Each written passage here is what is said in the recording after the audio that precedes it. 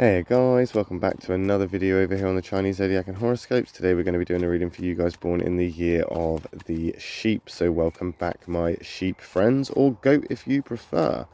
Let's see if you've had a good or a bad week this week, shall we? As we shuffle these cards up and down and we move them all around for you guys.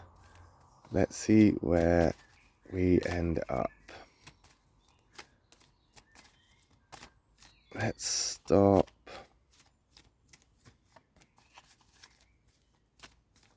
about, let's say there. And we're going to take that one from the bottom. We're going to take that one from the middle. We're going to take that one from the top. What have we got? Okay, so we've got a positive and two negatives there. One white and two blacks. Now those blacks do outnumber the white. More negative than positivity. However, black isn't always an attack and white isn't always all right. We're going to see what we've got when we flip them over. And we have the horse card. Okay, so that's actually quite a good card for a sheep person, especially when it's in the white like that. We are looking at your soul path card here, your soul card that represents your journey. It represents you. It represents the way you're going, where you're headed, the way your life is planned out for you. That horse is there to symbolize whatever happens now, it's supposed to be that way. It's level up time. It's time to fight the big boss. The big boss is on its way. So we're going to deal with this big boss the only way that we know how, and that is to maybe procrastinate a little bit and be hesitant about the whole thing. But I think you are going to go in with creativity, with sensitivity, with empathy here.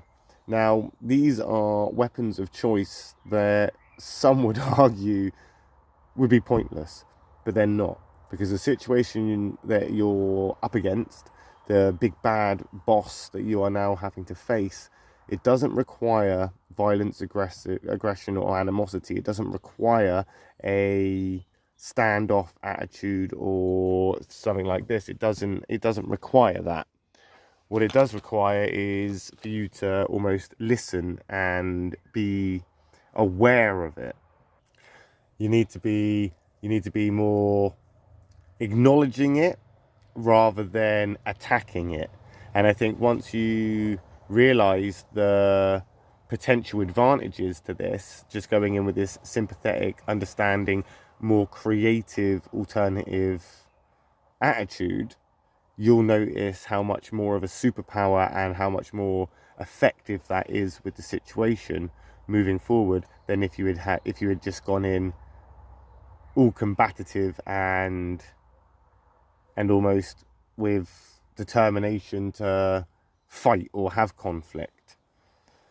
The big bad boss, however, could actually be you. You could be up against yourself here and your own downfalls. That monkey is in the black, which would suggest that your self-care or your selfness is not being looked after or not feeling as if it's a priority. I think right now you've got yourself into this deep situation where you're trying to juggle or you're trying to handle everything else and everything around you. You've got other interests, you've got goals that you're pursuing, you've got things that are influencing you and inspiring you to get on and do so much elsewhere, whether this be sort of educational or workplace or sort of romance orientated. It doesn't matter. It's something it's third party. It's something outside of you. And you're concentrating so much on this and you're concentrating on it so much, you're not necessarily looking out for you as much as you could be. This will start to put you in a pessimistic place, and I think maybe this would answer why it needs a more sensitive and empathic approach. Because if you attack yourself, then you're going to put yourself into a slump. You're going to spiral into this place of self-doubt. You need to come into this with sensitivity and understanding for your own needs. You need to be passive. You need to be emotionally sort of open with this. It's a lot to be said for, you know, dealing with our problems, or, you know, helping ourselves better our situation or better ourselves with self-work.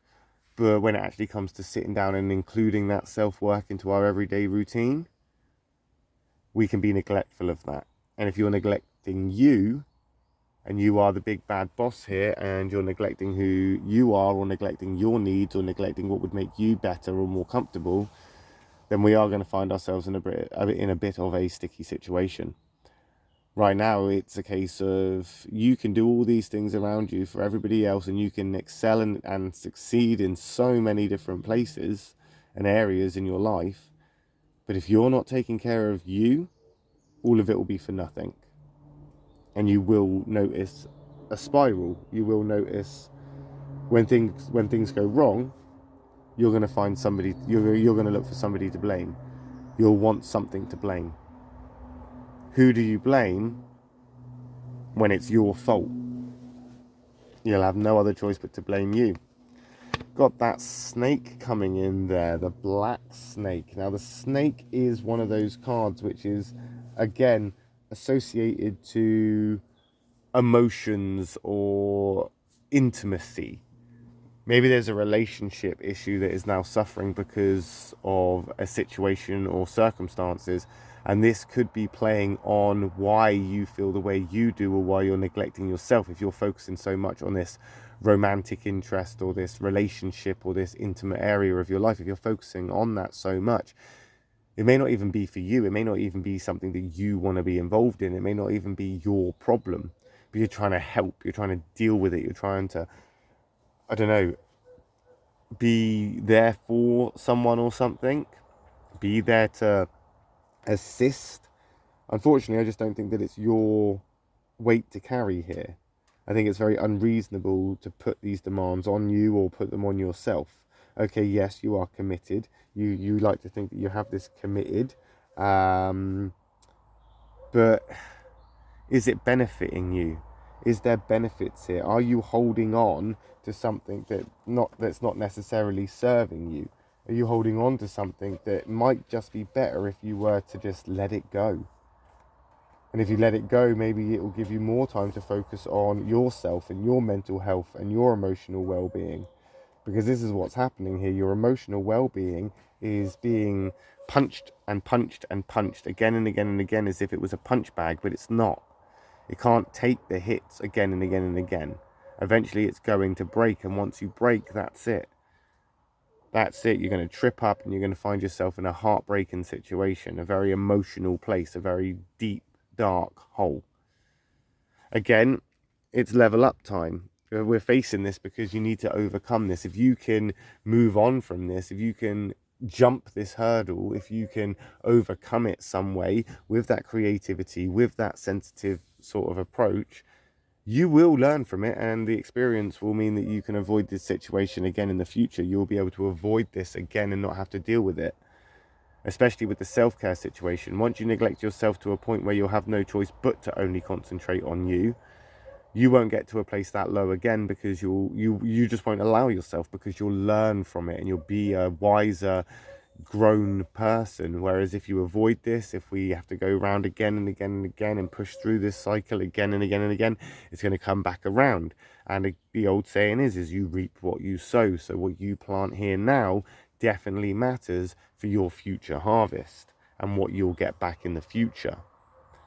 And what I'm going to suggest is what you should hope for, or what you should hope to get back in the future, is something that you actually enjoy and what you like.